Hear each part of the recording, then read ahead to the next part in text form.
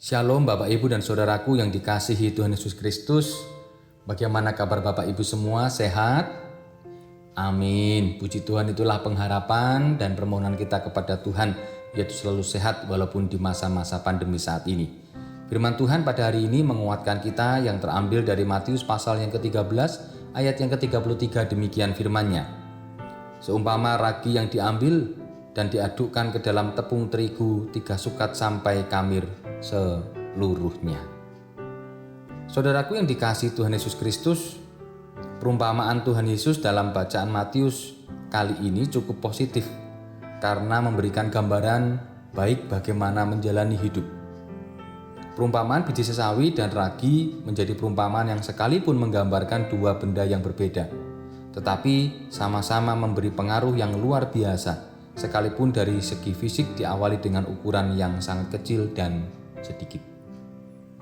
Biji sesawi digambarkan sebagai biji yang kecil di antara semua benih, tetapi ketika ditanam dan bertumbuh, pertumbuhannya bisa lebih besar, berpuluh-puluh kali sampai seperti pohon dan menjadi tempat bersarang burung-burung di udara.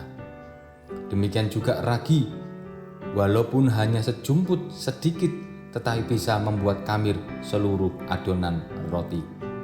Perumpamaan ini mengingatkan kita agar hidup kita bagai biji sesawi dan ragi, sekalipun kecil, sedikit, dan tidak dipandang orang, tetapi bisa dan mampu memberikan pengaruh yang besar bagi sekeliling kita.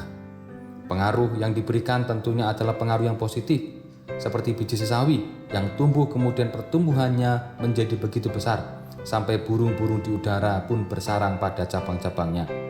Menjadi berkat dari pengaruh yang positif ini yang dituntut oleh setiap kita yang menerima Tuhan Yesus sebagai juru selamat.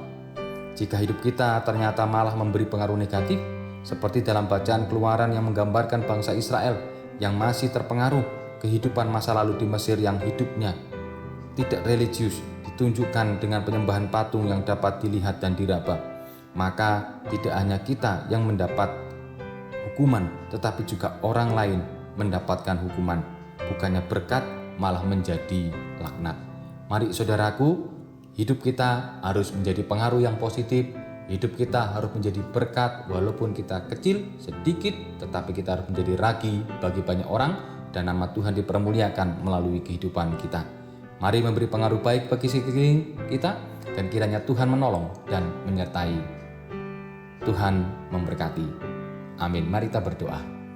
Tuhan Yesus, tolonglah kami agar kami senantiasa bisa menjadi berkat, membawa pengaruh yang positif, energi yang positif bagi masyarakat dan sekitar kami. Kami percaya bahwa Tuhan tidak pernah meninggalkan kami. Terima kasih Tuhan, tolonglah kami dan jadikanlah kami sesuai dengan kehendak-Mu. Di dalam nama Tuhan Yesus Kristus kami berdoa dan berserah. Amin.